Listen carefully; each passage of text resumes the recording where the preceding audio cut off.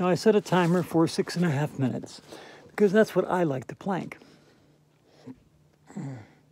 And so now we are doing plank and planking conversations.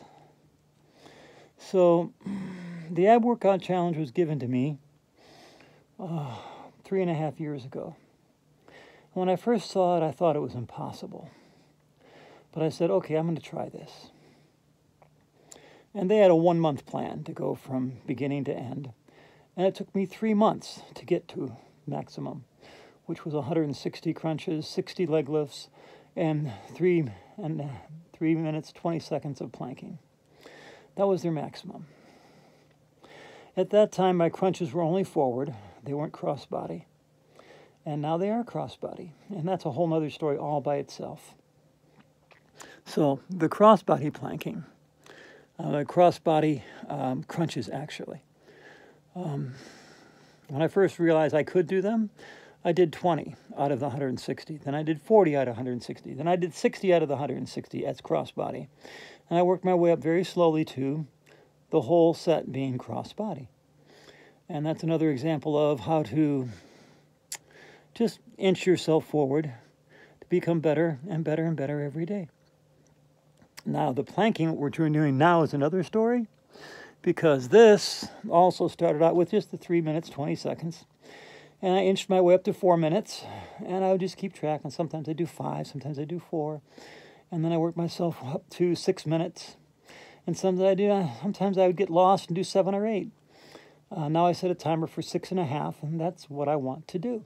So now I'm doing 6.5 minutes of planking every day. So normally it's low plank, but sometimes if my back's hurting me, or if I'm feeling weak, and I feel stronger when I do this first thing in the morning, but sometimes when I feel weak, I'll give myself permission to do high plank instead of low plank. Now, I would not have even thought of high plank unless someone actually showed me a picture of planking, and it was high. So when I got the picture of the ab workout cycle, the yoga cycle from Fern in the spring, I saw there that planking, they had a high plank as part of their sun salutation. So I went, So now I do high plank, low plank as part of my sun salutation every day. Yeah, more yoga for Sandy.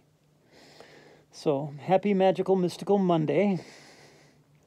And I really do love hula hooping, and I really do love yoga. Both of them are mystical and magical for me. There's something about yoga and there's something about hula hooping that just connect me to something mystical and magical.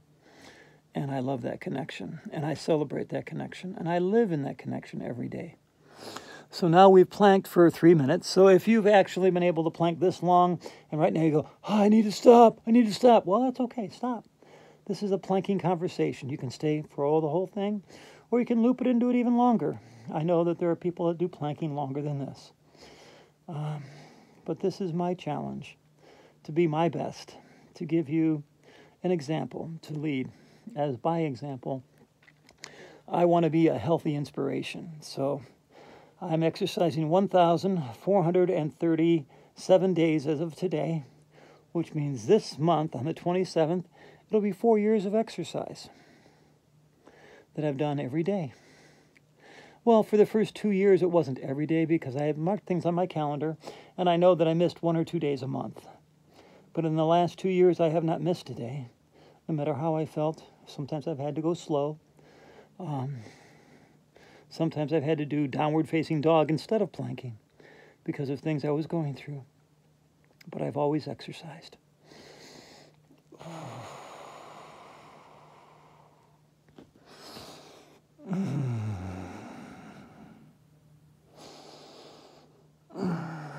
So, I love being a Ninja Kitten, and I love being a Hello Kitty warrior. And when I talk about these things, something in me lights up like a little Christmas tree and smiles and shines. I know this is because I want to bring good things into the world. I want to make the hearts of everyone around me light up like little Christmas trees, because I sort of do love Christmas. And so you may notice my Christmas tree is still up, and it's February. But I have to tell you, it's not a Christmas tree. The reason I bought it is because it's a hat tree. By the way, it's 5 minutes now, so another minute and a half. But when I visited my little sister this summer, she had a tree in her bedroom, and it wasn't taken down. And I brought my things with me, and I had like 10 hats.